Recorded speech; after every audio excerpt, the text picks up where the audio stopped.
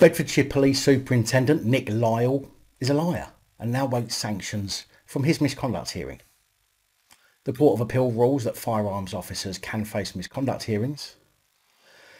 Police use of restraints probably more than minimally or trivially contributed to the death of a man in London.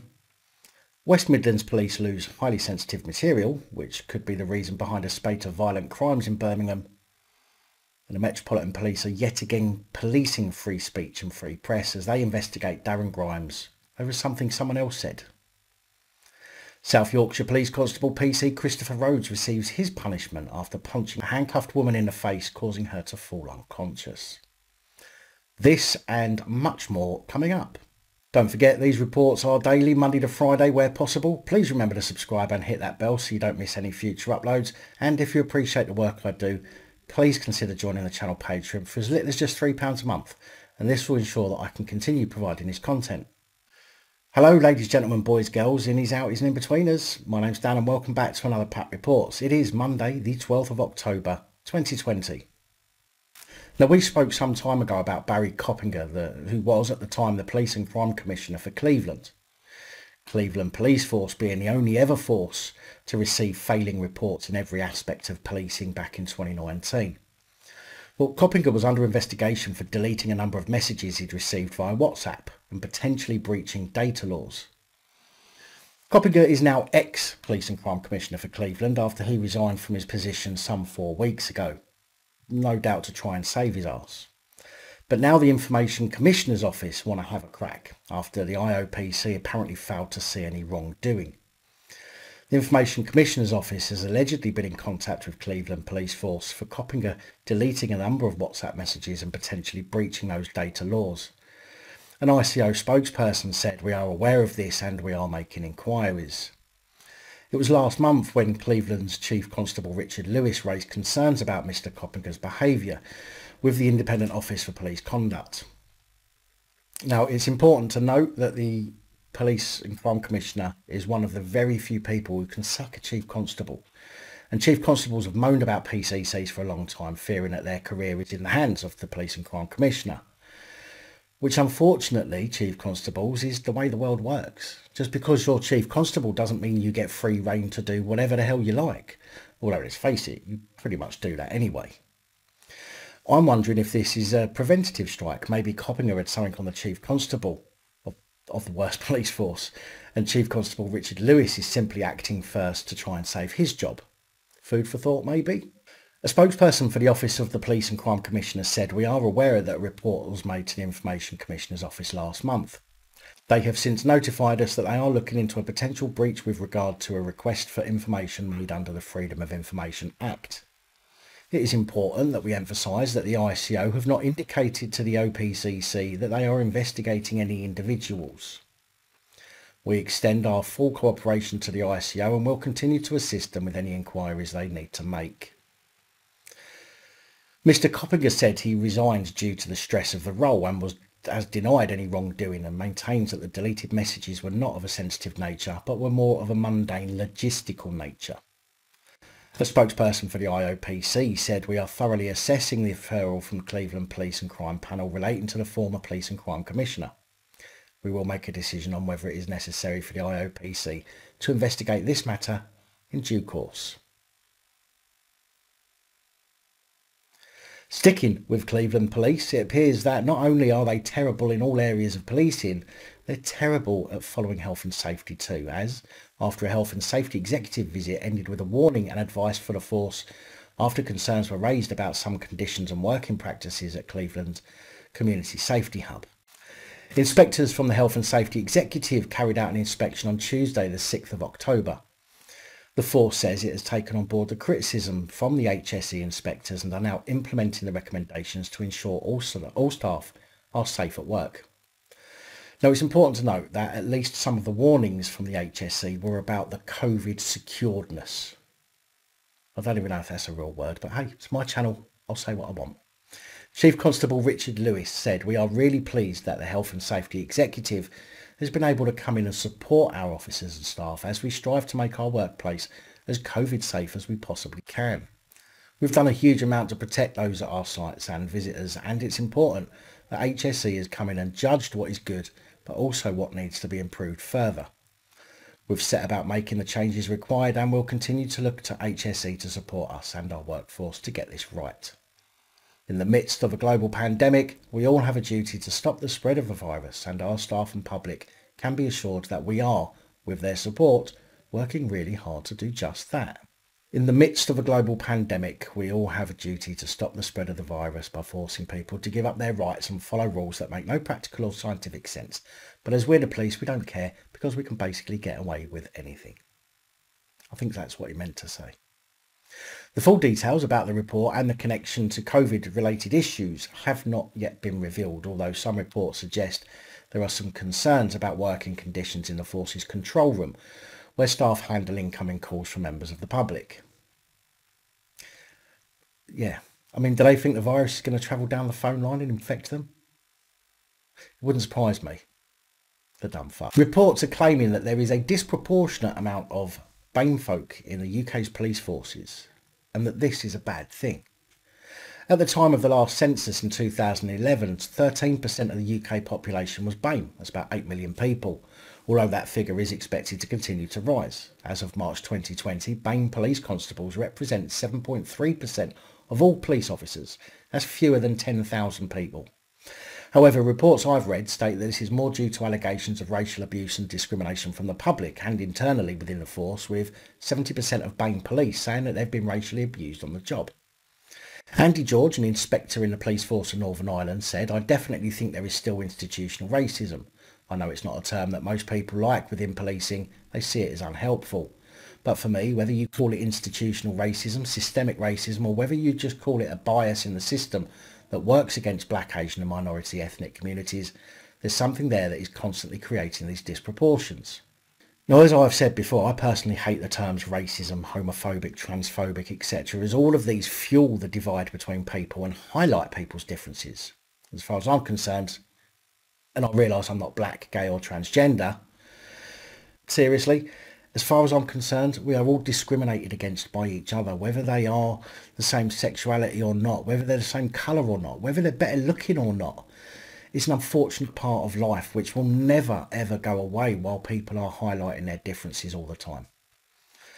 Lawrence Davies, a human rights lawyer, said the current system is not fit for purpose. Research done by his law firm Equal Justice estimates that just 1% of people who suffer from discrimination in the workplace complain about it officially.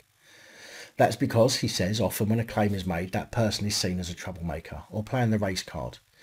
He also says that often a counterclaim is made against that person after the initial grievance, often in the police's case of gross misconduct. Which kind of shows clearly the level of integrity that the police have right there. You know, complain about us and we'll teach you a lesson. Andy George said, when it's police policing police, we never get things right. This is what thousands of us have been saying for years. Isn't it a nice change to hear it from an actual cop? In a statement, the Metropolitan Police said, "We want everyone who works for the Met to have full confidence in how internal grievance complaints are managed. We don't believe we are a racist organisation." While the Police Service of Northern Ireland said, "We recognise that it can be difficult for any staff to raise grievances in an organisation. We are currently reviewing our procedures to ensure it has the confidence of the entire workforce." Bedfordshire Police Superintendent Nick Lyle faced a 3-day misconduct hearing last week after he was caught out lying. 46-year-old Lyle faced 3 charges of acting without honesty and integrity after denying an affair with a female staff member to senior officers when questioned back in November 2019. However, following an investigation, it found that Lyle had lied about the affair due to 3,500 messages that had been exchanged between him and the unnamed female colleague on his mobile phone. The conclusion of the misconduct hearing was that 4 of the charges against Lyle were proven, whilst 2 other charges were dropped. The unnamed female colleague told the panel that the affair had been entirely consensual and that Lyle had not abused his position. Doesn't that make a nice change for the police to have a consensual relationship?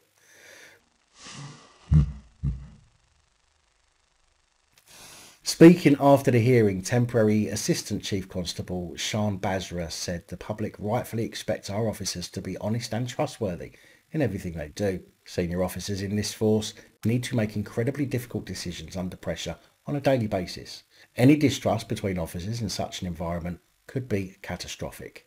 Superintendent Nick Lyle's behaviour fell well short of the standards we expect, and this case shows we will not tolerate such behaviour. Superintendent Lyle must have been gutted when the news about his affair was broken by an anonymous tip-off to Crime Stoppers, as he'd recently been promoted to Chief Superintendent. Giving evidence at the hearing, DCS Amanda Bell, Head of Professional Standards across Bedfordshire, Hertfordshire and Cambridgeshire police forces, said her team often received malicious allegations about officers, but said Miss A was telling us that there was no sex on duty and it was a short-term relationship. It's not uncommon for people to form relationships and have affairs at work. We're not the moral police. Then why do you act like you are then? Oh, I get it. You just don't police the morals from your own kind. Gotcha.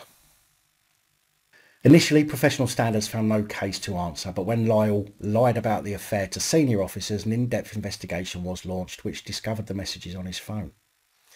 Lyle still remains on suspension pending the outcome of a further hearing to decide on punishment. 28-year-old Germain Baker was shot dead by armed police in December 2015 during a Met Police operation which stopped a security transport van being stopped in an attempt to break out inmates close to Wood Green Crown Court. We spoke about Germain in PAP Reports on the 13th of February after the family criticised the 4-year delay into the inquiry into why Germain was shot.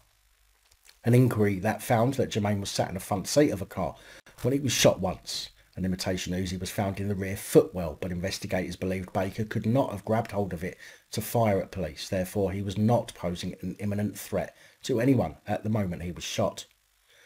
The Crown Prosecution Service had already decided the firearms officer, identified only as W80, should not face criminal charges, following an investigation by the IOPC. However, now the Court of Appeal has ruled that the firearms officer, W80, can face misconduct proceedings. The case was heard in the Court of Appeal in July, and it focused on when use of force by a police officer was or was not justified. W80 argued that use of force was justified if an officer honestly believed a particular situation required it. The IOPC said if that belief, even if honestly held, was unreasonable or irrational, police should not be allowed to escape sanctions for use of force.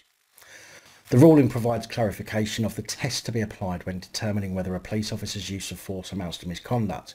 It confirms that where officers say they have made an honest mistake, that they face imminent danger, the force used in response may amount to misconduct if that belief was unreasonable. This decision means W80 will face proceedings for gross misconduct. It also gives important clarification of the standards against which all police officers will be judged when using force that they claim was necessary in self-defence or defence of another person. Explaining the decision, Judge Sir Geoffrey Voss said the IOPC was justified in concluding that it was open to a reasonable misconduct panel to make a finding of misconduct if W80's honest but mistaken belief that his life was threatened was found to be unreasonable. That conclusion was soundly based in law on the proper and plain meaning of the relevant regulations and the College of Policing's Code of Ethics. The judge told the court that officers had 7 days to decide whether to appeal to the Supreme Court. Germain's mother, Margaret Smith, said her family welcomed the latest ruling. She said, "What is important now is that W80 is held to account for his actions." The Metropolitan Police Service have fought hard to avoid taking any action against him. We look to the MPS now to respect the direction of the IOPC and the decisions of the Court of Appeal and to bring proper and effective proceedings against W80. Deborah Coles, Director of Inquest, said the ruling from the court is a small but important step against such impunity. Let's hope it's the first of many. On the 15th and 29th of September, we spoke about Kevin Clark, a relapsing paranoid schizophrenic who was arrested in 2018. The 35-year-old had been living in a residential support home. On the day, the police had already seen him, but although the staff at the support home had requested he be sectioned, police failed to act. Later that day, the man, Kevin, was approached by police while he was laying on the ground at the edge of a school playing field. One of the constables at the scene, PC Pigeon, said Mr Clark had begun to get a bit fidgety and that the use of handcuffs to restrain him was appropriate as he was showing signs of acute behavioural disorder. Now, isn't it handy having psychologists in the police? I mean, how cool is it to be diagnosed for a psychological situation by a police constable? Wonderful.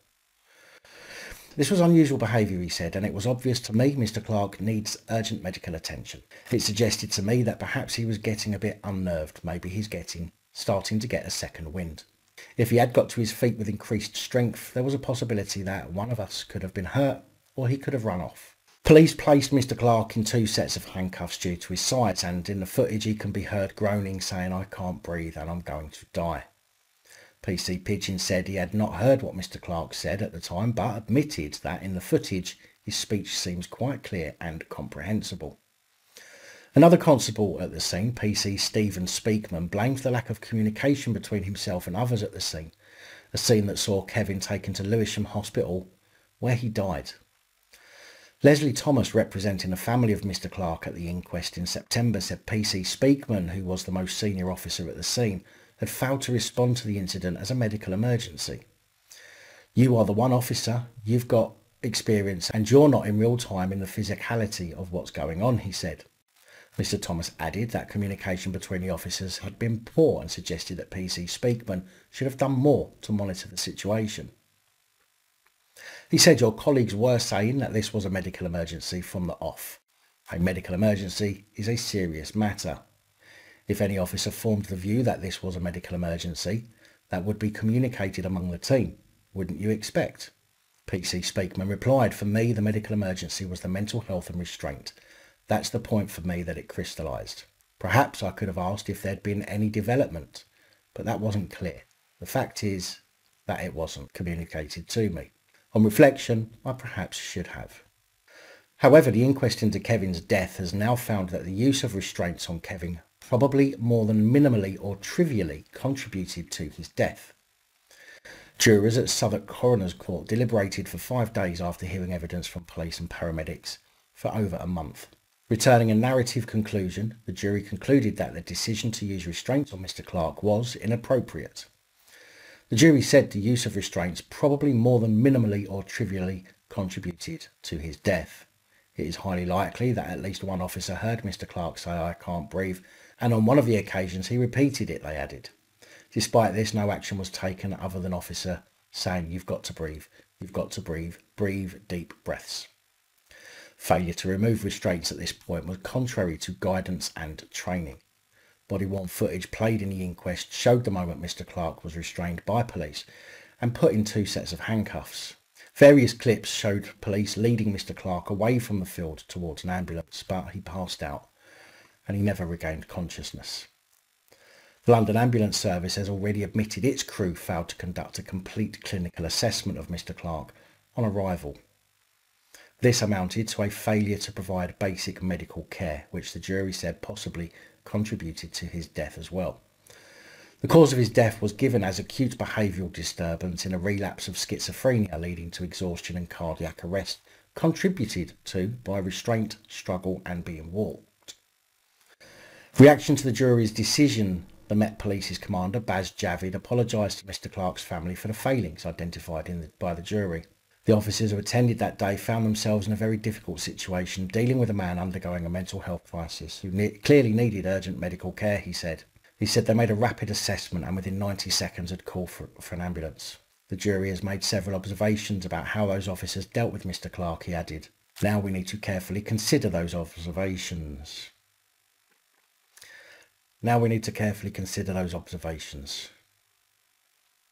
That's just a new way of saying, oh well, these things happen. We'll learn from it. COVID marshals. For those of you not in the know, these could also be described as busybodies or jobsworths, are to hit the streets in Birmingham after the council has been issued almost £890 million to pay for the marshals to patrol neighbourhoods and keep them safe. Not quite sure how a COVID marshal is going to keep someone safe from an invisible microscopic virus particle that floats around until it finds you doing something you shouldn't be, or until it sees a person without a face mask, without an exemption card. The marshals are also, it's said, to help with other measures the city wants to introduce to support compliance and promote public health messages. Now, it's important to remember that social distancing is not in legislation. Be it unlawful legislation or not, it's just simply not there. Face masks don't require any form of proof that you're exempt, therefore people questioning you should do no more than ask if you're exempt. And when you say that you are, they have no right to ask anything more, but instead they should be leaving you alone. I'm not quite sure what Birmingham City Council expects to do with these COVID marshals, who are without doubt going to interfere with people's daily lives while they're going about their private business. The money is primarily aimed at funding the marshals scheme, but can be used for any activity that supports public health measures, including social distancing, to control the spread of COVID-19 across individuals, businesses and in the community. Community Secretary Robert Germain said that marshals will not have powers to enforce the law, but will advise people on how to follow the rules. However, this will clearly open up the council to claims of harassment and discrimination, along with other crimes, if these marshals push their luck. So remember, any interaction with someone in a perceived position of authority should always be filmed, recorded and sent to me. The government said the funding would help step up enforcement of coronavirus rules in a bid to tackle the rise of infections. Mr Germain told BBC Radio 4's Today programme that COVID marshals could knock on doors, as they had done in places such as Leicester, but would not be able to enter properties. Well, it's simple. Revoke their right of implied access. Once you tell them to leave, they're obligated to do so, or they're trespassing and you could use reasonable force to remove them from your property. He said they won't have the power to enforce the law, so if there are particularly egregious examples, they would need to escalate that to the police, and I think that is the right thing to do. We are not expecting local council officers to get involved in that. What do you guys think? I can see many problems arising as a result of these COVID marshals, but let me know what you think in the comments. A spate of violent crimes across Birmingham may be down to rival crime families after what's been called a highly sensitive notebook, including details of alleged crime gang members, was stolen from a police car. Yeah, so highly sensitive that it was just left in a police car. Bishop Desmond Jadoo, a leading community activist, fears the theft may be linked to a rash of violent crimes that have rocked the region. He said that he's received unconfirmed information about a birthday card allegedly sent to one man whose details were included in a book. The message inside said, "Happy birthday, it will be your last." The theft, which happened way back in May, is now the subject of an investigation by the Independent Office for Police Conduct. Although I'd suggest the ICO take a look too, seeing as the loss of this personal data is a breach of data protection. West Midlands Police say the constable who was dim-witted enough to leave the highly sensitive book of information in their vehicle has been given management advice. And the force is said to have contacted people whose names were in the book. I can just imagine that conversation. Hello? Who dis? Yes, it's West Midlands Police. So what do you feds want with me? Well, I'm afraid we have some unfortunate news for you. We've been storing intelligence on your criminal activities and writing it into a notepad. One of our colleagues unfortunately left the notebook in a patrol vehicle when it was stolen. You fucking what, bruv? Yes, well, we're just informing you that Desmond Jadoo believes that rival gangs are using that information that we had stored to target people. Although I wouldn't worry too much about it. You're far more likely to die in our care than you are out on the streets. Desmond Jadoo said the way this has been handled defeats the object of transparency. There should have been an open admission much sooner. Let the public know the sensitive information has gone missing. In my opinion, they, the force, chose not to be open and transparent. In all honesty, I found the police attitude to this blasé. There has been an escalation in drive-bys and attacks on individuals. Can anyone tell me there is not a link? At the end of the day, we cannot rule out a link. It is clear to me that this book has fallen into the wrong hands. I have one unconfirmed report of someone receiving a birthday card that said, "Happy birthday, it's your last one." The Crime Commissioner said at the end of June, beginning of July, there was an escalation because gangs were coming out of lockdown. That book went missing at the end of May. Are you telling me there is no cause for concern? He added, the police have caused a public safety problem They have placed pressure on individuals and placed pressure on housing authorities who may have to try to relocate certain people. The full causation is with West Midlands Police and their negligence in handling very sensitive information. They have failed to safeguard people. Assistant Chief Constable Danny Long confirmed it contained details of people assessed as being involved in or vulnerable to gang-related activities. He said, "We do not believe that the loss of this information has directly put anyone at risk, and we've been in contact with those who've had any concerns. At present, we do not know where the notebook is. The investigation into the theft is ongoing and we continue to monitor any potential risks within our communities and put the appropriate safeguarding in place. We are very sorry that this information found its way into the public domain. We manage highly sensitive information every day, which is vital in our fight against violent crime. We immediately put the relevant safeguarding in place and were open and transparent with the people who were involved. We did not feel it was appropriate to share this information any wider at the time, as that may have made the situation worse or potentially put people at further risk." In a letter to the Chief Constable, Mr. Jadoo said this book allegedly contains information regarding suspected gang members, their associates and their families, and other persons of interest, including supposed gang nominals. This sensitivity of this included, to my understanding, names, addresses, mobile numbers, car registrations.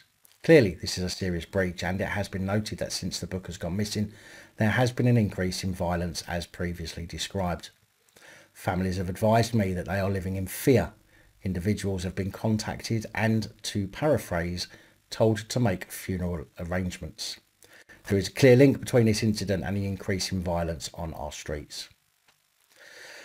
Well, well, well. What an utter cock-wombling thing to have done, West Midlands Police. How stupid must you feel? Now, although, and I do understand that there are people who go about their daily business without a face mask because either they simply don't want to wear one, or whether it's because practically all face masks I've seen say on the packet that they don't protect against COVID-19, there are still a huge amount of people who don't wear one because they fall into one of the categories listed by government which makes them exempt from wearing one. The fact that so many establishments fail to recognise these reasons for exemption is astonishing, even in the news. I personally have heard people talking about wearing masks in shops and stores, but utterly failing to register that there are exemptions. This failure to keep the public in the know has and will cause confrontations that at some point will turn into physical confrontations, and much like in the USA, I can see people being hurt over it. Not only that, those people with autism or other social issues may find themselves on the receiving end of some abuse, which is going to harm them far more. This is an example of an organisation who completely fails to recognise and make the public aware of these exemptions, as Transport for London received a backlash from the public on Thursday the 8th of October after tweeting as part of a publicity drive and enforcement campaign targeting people ignoring the law and risking Londoners' health. The tweet said that although the majority of people were complying with the rules, our enforcement officers and the police are targeting the selfish minority who aren't wearing them or who are wearing them incorrectly. Damn you selfish COPD sufferers. Damn you social anxiety sufferers, asthma sufferers. Damn you with inflictions causing social interaction challenges or oversensitivity to touch. How dare you all be so damn selfish? The tweet from Twants Frigging Up London was hammered in the comments by Twitter users who pointed out that many passengers are unable to wear face coverings for a variety of reasons, including medical reasons that are legally exempt. The spokesperson added, to support customers who are exempt, we have an exemption card or badge that customers can obtain via the Transport for London website. These can make it easier for enforcement staff and the police to know who should and shouldn't wear a face covering. It is not a requirement to carry one, but staff are informing customers who are exempt about their availability, should they choose to do so. You see, but the problem is the police, Transport for London staff, have and will still challenge people whether they have a card or not. And seeing as the cards are not a requirement, the abuse of people not wearing masks can and will continue. Everyone in every role of every industry should know about the Equalities Act, Section 29(5)(a), the provisions of service whereby a service provider must not, in providing the service, victimise a person as to the terms on which they provide the service. Singling someone out due to not wearing a face mask is victimising them, especially when the person confronting the non-mask wearing individual refuses to accept that they are exempt and uses threats or force, in some cases kicking them off the train, in the case of Transport for London. Also, Section 13(1) of the Equalities Act, where a person must not be discriminated against because of a protected characteristic, whereby a person treats someone with a protected characteristic less favourably than others. Hence why the face mask cards that I've produced state those very two items on the reverse of the face mask exempt cards. Other services that offer these cards have spaces on the rear of the card for your personal details. However, you are, of course, under no obligation to give any personal information unless you've committed a crime or are arrested on suspicion of committing a crime. And even then you have rights. And that's the exact reason that the PAP face mask exempt cards hold zero personal information. This huge failure by all involved, the organisations, the police, the government, to continually make clear that some people are exempt and they should be left alone, is and will cause issues as time goes on. But I hope that people watching this will help another member of the public if they see them being bullied on transport staff or police, and gently remind them that under the Equalities Act they had best reel their necks in and treat everybody with some respect. Now, I came across an article on the 10th of October entitled "What Police Say You Definitely Shouldn't Do This Halloween in Gloucestershire," and I had to share it with you. Gloucestershire Police have been issuing early warnings as people start to plan Halloween this year, stating that anyone thinking of going trick-or-treating, that there should be no knocking on doors this Halloween. But it's okay for COVID marshals, police, postmen, delivery drivers, takeaway drivers and a host of other people to come knocking on your door. Makes perfect sense.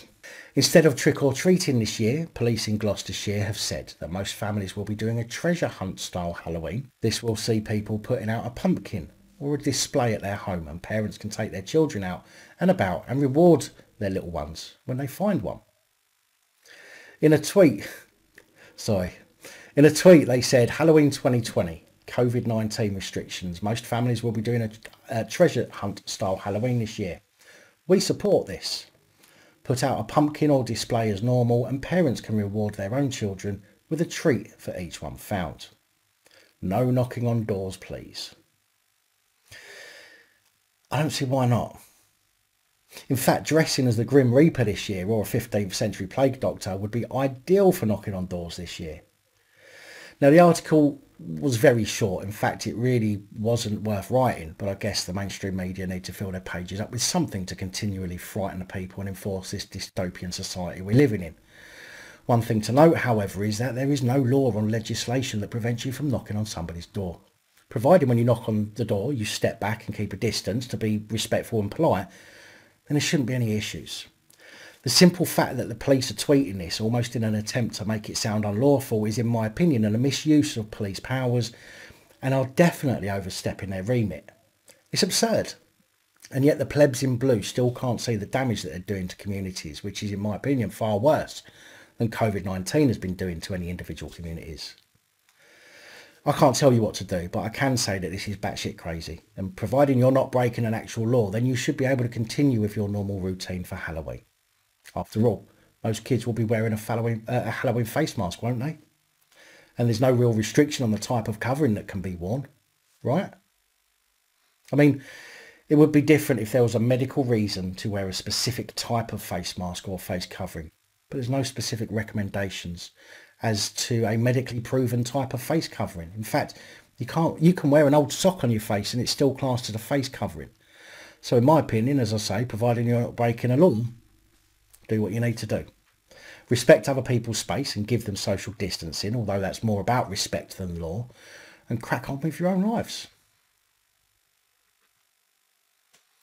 The Metropolitan Police are receiving some backlash themselves, not only from the public, but also from Sajid Javid over their decision to investigate and interview Darren Grimes over a comment made on one of his podcasts by historian David Starkey. During the interview, Starkey said that slavery was not genocide, otherwise there wouldn't be so many damn blacks in Africa or Britain, would there? A comment that, at the time, the end of June, simply added fuel to the Black Lives Matter protests going on across the country. A comment that also saw Starkey resign from his fellowship at Fitzwilliam College in Cambridge and lost a book deal with HarperCollins. Starkey later apologised for what he called a bad mistake, followed by Grimes, who apologised, saying that he should have robustly questioned the historian more about the comments. Now Grimes sees himself in the politically correct crosshairs, as he himself is accused of a public order offence of stirring up racial hatred. A decision that former Home Secretary Sajid Javid said is plainly absurd. Mr Javid tweeted, David Starkey's comments were appalling, but the idea that it's appropriate to go after journalists for the remarks of their interviewees is plainly absurd. For the sake of our cherished free press, I hope Met Police UK reconsider. That tweet was followed by Ben Bradley, a Conservative MP for Mansfield, who angrily said, God save the world when people being offended make something a criminal offence. But it has been for a long time. He continued, in this case, Darren's crime, according to accusers, is not predicting that his interviewee would say something offensive, investigated for being in the vicinity of someone else's thought crime. Tim Farron, the former Lib Dem leader, added, there might be more than meets the eye here, but on the face of it, this is completely ridiculous. Grimes is not responsible for Starkey's appalling comments. In a free society. We surely don't do things like this. Douglas Murray, author and editor of The Spectator magazine, said this is not the behaviour of a police force in a free society. Hauling someone into a police station for something someone said to them in an interview. Shame on the Met Police. And the Freedom Association accused the Met Police of undermining the rule of law, adding free speech matters. We should stand shoulder to shoulder with Darren Grimes. But, of course, along with the people who can see this is plainly unconscionable, there are those virtue signalling, snivelling SJW snowflake types, just like Labour MP Carl Turner, who clearly doesn't quite understand what happened and simply wants the other left swingers to like and retweet what he has to say by ignoring the fact that Grimes did nothing wrong. By simply saying freedom of speech, Darren doesn't afford people the freedom to make racist remarks or generally offend. I shall say nothing further, given that you say Met Police are investigating a complaint. Actually, Turner, you snivelling shitweasel, offence is taken, not given. Therefore, if you are the type of person who takes offence to other people's opinions and views, then maybe you should go lock yourself away somewhere dark and stay there. Maybe a safe space.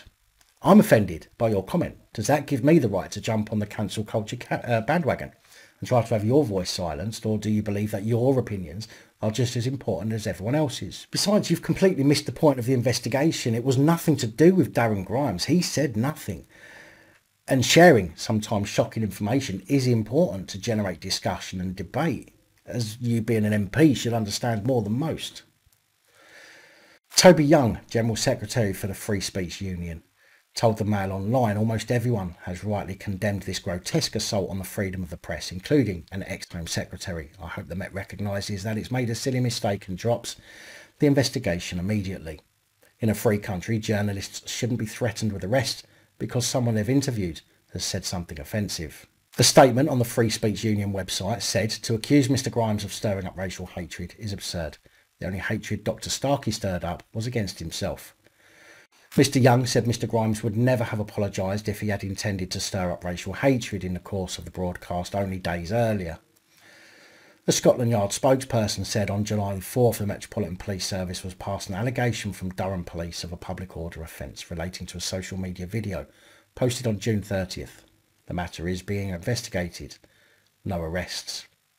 What a horrifying thought, being held accountable for what other people say in a country where freedom of speech, thought and press are supposed to be ingrained in us all.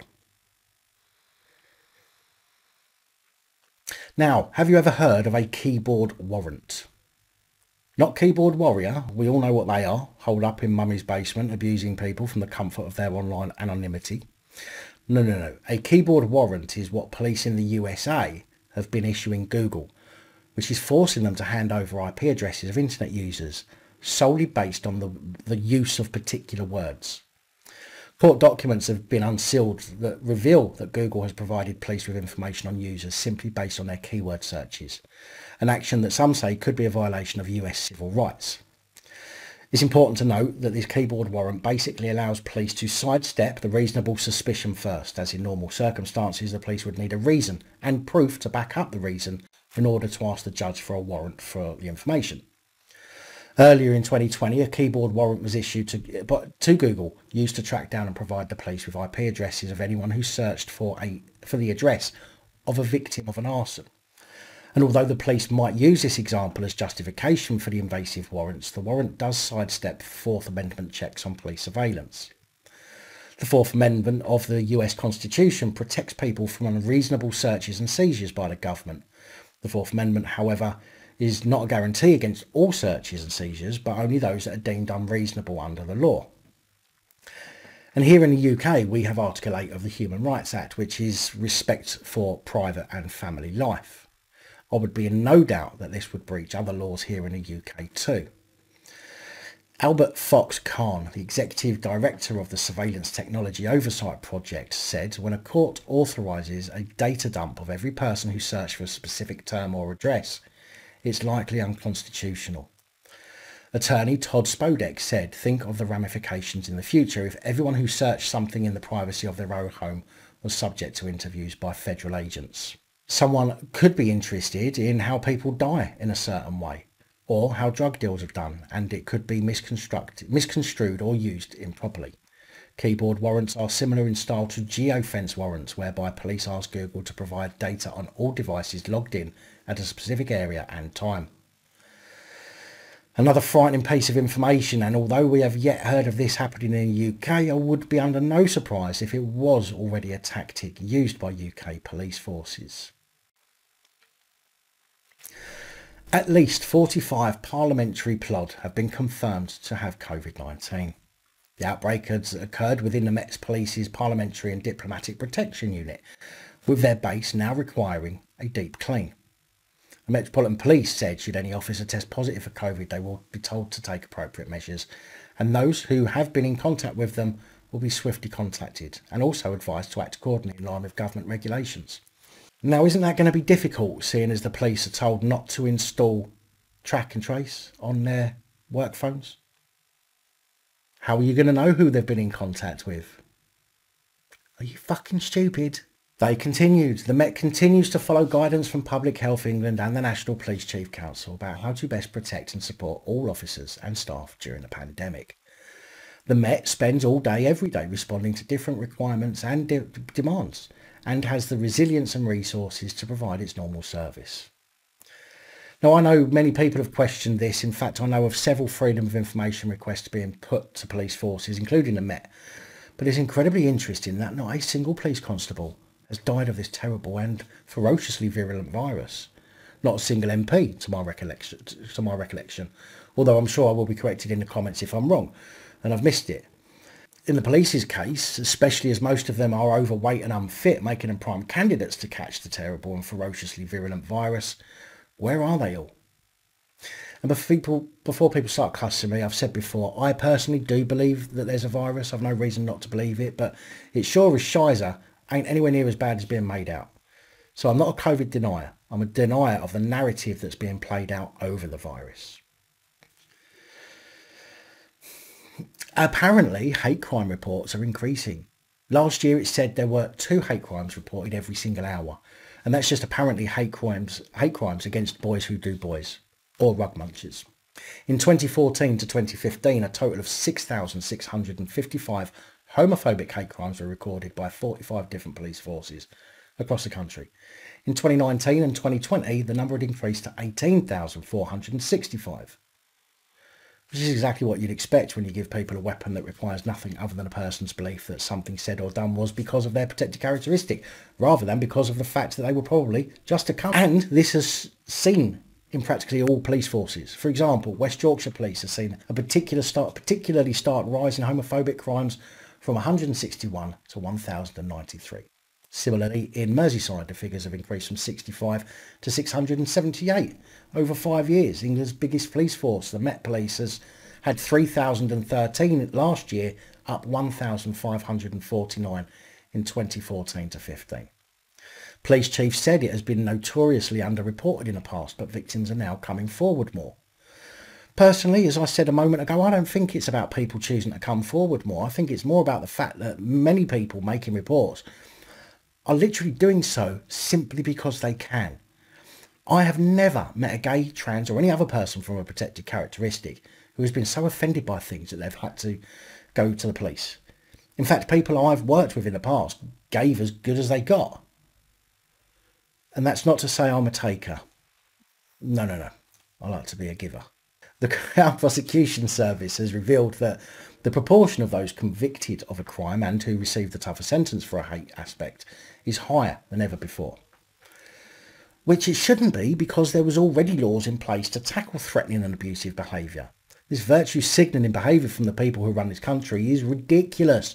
And while I do understand that some people are genuinely discriminated against, it shouldn't matter what characteristics you have. We should all be afforded the exact same level of protection under the law. Max Hill QC, Director of Public Prosecution, said all crime has a terrible impact on victims, but hate crime is especially nasty because it targets people for who they are, and there's no place in today's Britain. Is simply being a horrible person a protected characteristic? Is being a mouthy little gay twat with a chip on your shoulder a protected characteristic? Is being someone who can't help but play the race card because they want to teach someone a lesson a protected characteristic? Because this is what the police and the government have allowed to happen. In fact, I've heard stories about people being beaten up or sworn at and the police actively trying to push the victim into saying they were attacked solely because they were gay, when that wasn't even the case. Chief Superintendent Sarah Pullman of South Yorkshire Police said disability hate crime is a strand which has been notoriously underreported in the past, so we are really pleased to see such an increase in reports, both locally and nationally. So you're pleased that there's an increase in reports of a specific type of crime. What does that tell you people watching this? Because surely you'd be pleased if there is a decrease in a particular type of crime, especially if coming from the position of the police. But don't worry, Chief Superintendent Sarah Pullman, I'm sure you will be getting an increase of calls from the public when they're targeted for not wearing their face masks because they're exempt and because they're being discriminated against by shops and stores. But then again, you generally cyber the corporations rather than the public anyway, don't you? However, I would suggest that if you are genuinely exempt from wearing a face mask and you're targeted and harassed or bullied due to a disability, then you should make a hate crime report. I'm telling you, you should do that. Might as well jump on an old bandwagon and get some use out of it while we can. In the generally non-protected sphere, have the chance to misuse the law to our advantage too. Pullman went on to say the last thing we want is crimes motivated by prejudice or hostility towards a person's disability to not be investigated. So we have purposely worked closely with victims, carers and community support groups over the past few years to raise awareness, build confidence and better understand how we can best deal with cases. Unbelievable. On Thursday, the 8th of October, we spoke about PC Christopher Rhodes, a 6'3" tall constable from South Yorkshire Police who repeatedly punched a handcuffed woman in the face in what he called distraction blows, leaving her face, quote from one of his colleagues, covered in a sheet of blood, unquote. I'd love to see the South Yorkshire Police training manual. There seems to be a recurring theme within South Yorkshire Police. Just think of PC 3139 William Sampson. Rhodes' misconduct hearing was heard last week, in which the panel asked if he would act differently in the same circumstances. Rhodes said, "I don't think I would change what I did. I had to gain control of her one way or another. The injuries she received were regrettable, but I would not have done anything different." The woman he beat was at the time laid out across the back seat of a police car and was in handcuffs.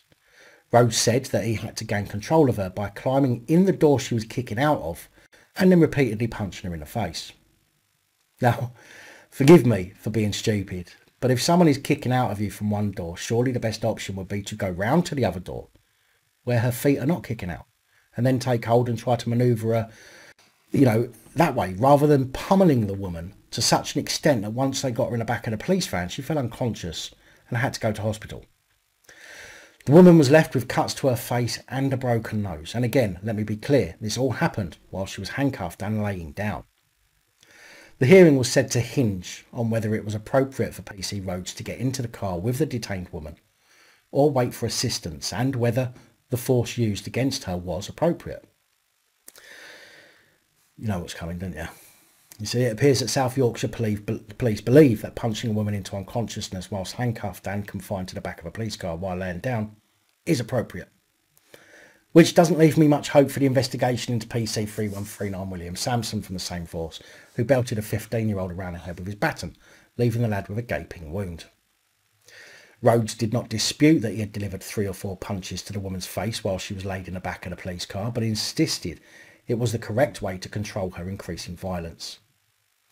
Rather than either just holding the door shut until backup arrived, which, to be fair, as this is South Yorkshire Police, would probably have seen the woman dead afterwards if more of them turned up, or going to the other door and dealing with her from the opposite end to her feet. Although PC Rhodes' decision to climb into the back of the police car rather than waiting for assistance from colleagues was questioned by the panel, they accepted that it did not amount to a breach of professional standards, though they recommended the officer receive fresh training about how to deal with such situations.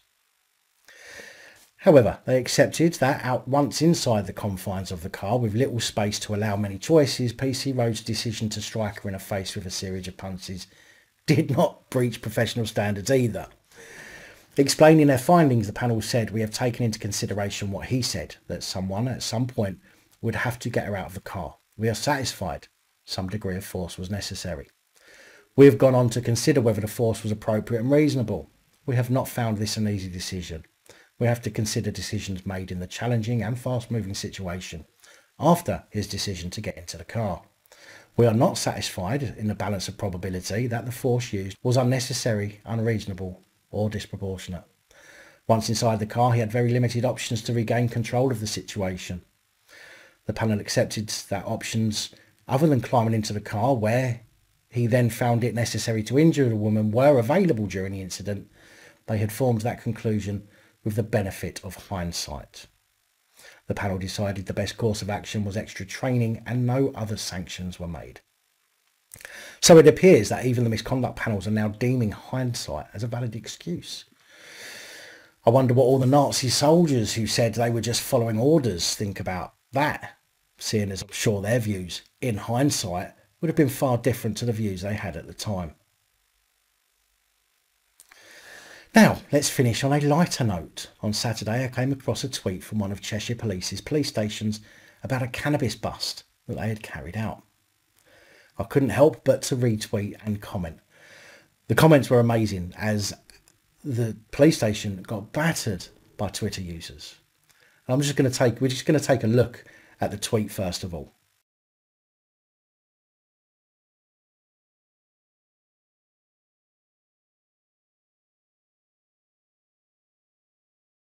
Now, I can already hear some of you asking questions, which I bet many are the same questions as I asked myself. So here's my retweet and comment.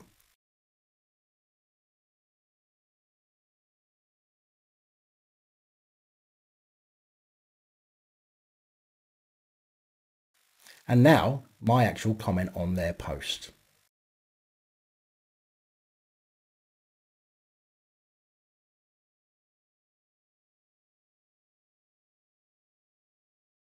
Just for a laugh, I'm going to scroll slowly through some of these comments so you can have a read of how much respect the police have from the public these days and just why there is so little respect for them.